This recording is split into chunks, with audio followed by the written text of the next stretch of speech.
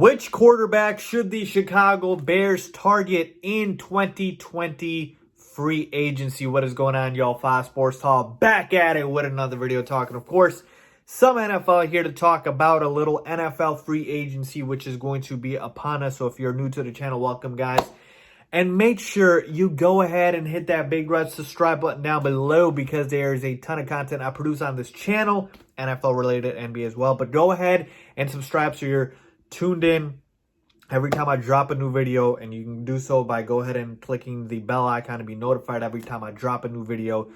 And while you're at it, folks, finally, go ahead and follow me on my social media, links down below, and for my Twitter and my Instagram, all of that is there. So you guys can reach out to me, ask questions, whatever it is, go ahead and do so. With that being said, I'm here to talk about free agency, okay? It's going to be coming up very soon.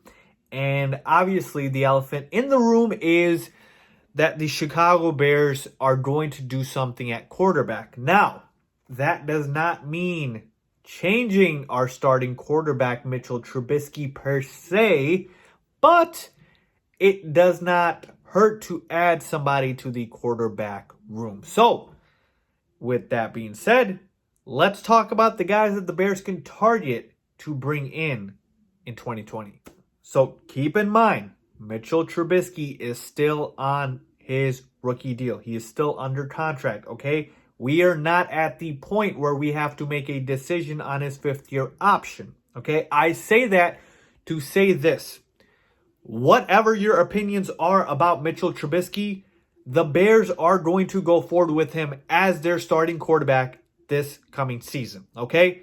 Barring some unforeseen news event that happens. Ryan Pace, the GM of the Chicago Bears, has already come out and said it. And I know GMs say a lot of things, but here's the thing.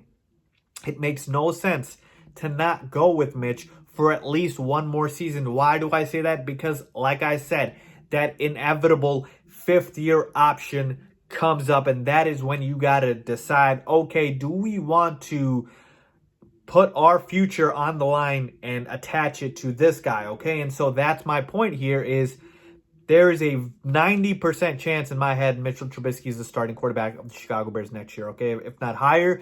And so when I talk about quarterbacks that the Chicago Bears are going to look at, I'm talking about adding quarterbacks to the, quarterback room to compete with Mitchell Trubisky. But for the most part, Mitchell Trubisky will probably be the starting quarterback. That's not to say, the Bears shouldn't have a competition for it. Because like I said, Mitchell Trubisky has had an up and down season as a Bear. Obviously, we know the second year, he really took off when Matt Nagy came, made a Pro Bowl, was third in the entire NFL in QBR, and then regressed a lot this past season. 17 touchdowns to just 10 interceptions. And just 17 touchdowns, I should say, and it was just pretty bad all year long. And so we know that Mitchell Trubisky has not been what we expected as the number 2 overall pick. I don't even want to get into the damn comparisons with Patrick Mahomes and Deshaun Watson. That can go on for days, and I've made a ton of videos about that. So with that being said, we know that Mitchell Trubisky is on thin ice. That's the point here. We know he's on thin ice. So there is going to be addition to the quarterback room because thus far in his career, Mitchell Trubisky has only had to deal with guys like Chase Daniel or Mike Lennon, okay? That ends here because the Bears absolutely need to bring in a more competent quarterback into the room. So who are the options? Let's take a look, shall we? Let's start with, yeah, this is nice, but it's probably not happening. Yeah, most likely not happening. And I say that to say because we have to worry about a little thing called the salary cap, okay? And the Chicago Bears really have no cap space, actually. But they can create a ton of cap space by cutting guys like Taylor Gabriel, cutting guys like Prince Amukamara, guys that haven't really performed, Adam Shaheen. And they can get to, after cuts, after, all the trimming is done to the financial fat, if you will, approximately 40 to 45 million, somewhere around there. Again, don't quote me on it, but that's kind of where you're looking at. And so when you take a look at the quarterbacks, you've got who? These are just the free agent quarterbacks. I'll go through them one by one, and then obviously I'll give you my opinion. It'll be a pretty short answer for a lot of them. Dak Prescott, technically he's going to be a free agent, but we all know that he's going to stay with the Dallas Cowboys. Whether or not they give him a long-term extension or they franchise tag him, he is not leaving. Tom Brady, I've talked about this as well, made a video on it. Probably not happening. I still expect him to stay with the New England Patriots, but if he does leave, the problem I see most likely is the salary cap and the amount of money you would have to give Tom Brady if he's going to demand a lot, which, again, he can. He absolutely can. Even though he's, at his advanced age, it's still Tom frickin' Brady. So if you're talking about a guy taking up a 30 out of that 40 million cap space, I mean, you really don't have money to do much else, okay? So I'm probably thinking that's not happening. Drew Brees, that's not happening. He's going to re-sign with the New Orleans Saints. Teddy Bridgewater. This is complicated, but I ultimately say no because I do believe Teddy Bridgewater is going to want to go to a team where the starting job is guaranteed. I'm talking about like if Miami offers him a contract and says, hey, Teddy, you come here, you are the starting quarterback. The Bears can't do that because they're not going to do that with Mitchell Trubisky on the roster. So that's a no for me. Phillip Rivers.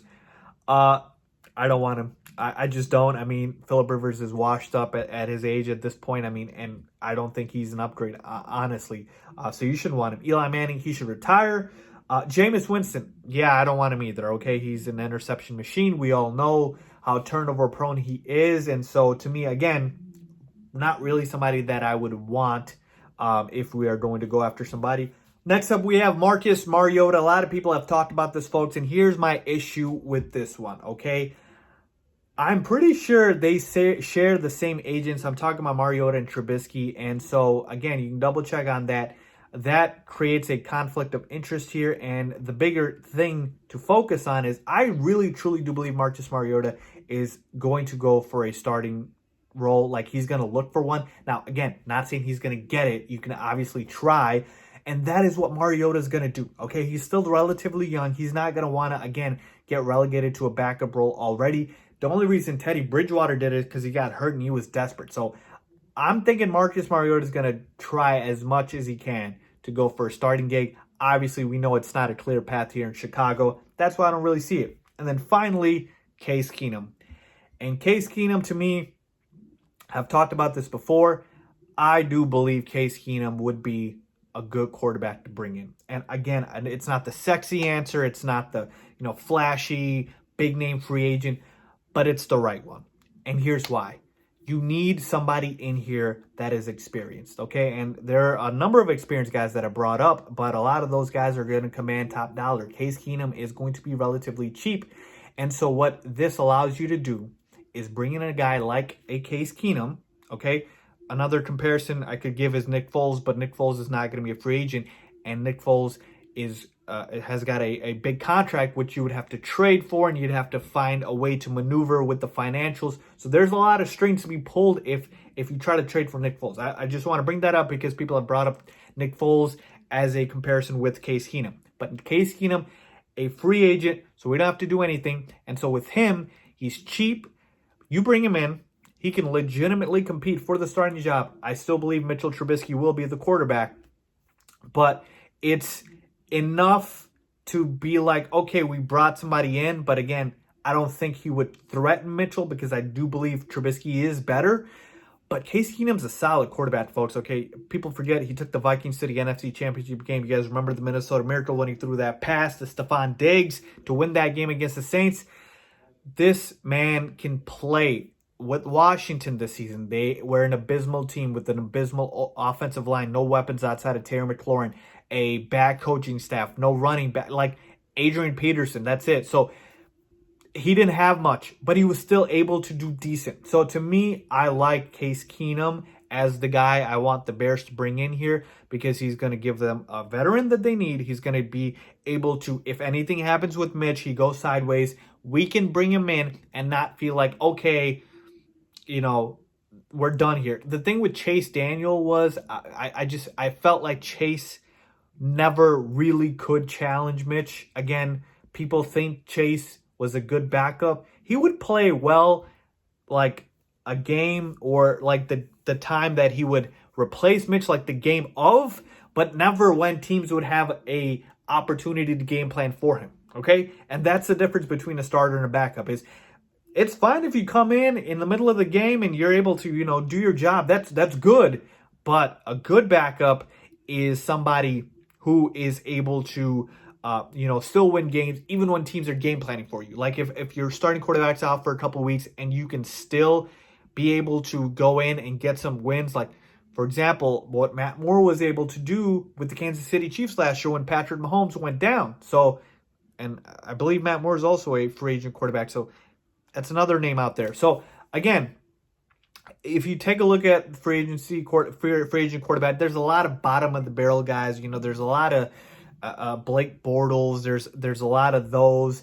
And so to me, I'm really trying to get in a guy who I know is a solid backup, who won't cost much, allow you to spend more on your bigger needs like a tight end, like an offensive line, like another pass rusher, opposite Khalil Mack, things like that. And so to me, I'm telling you guys, again, quarterback is the most important position in sports.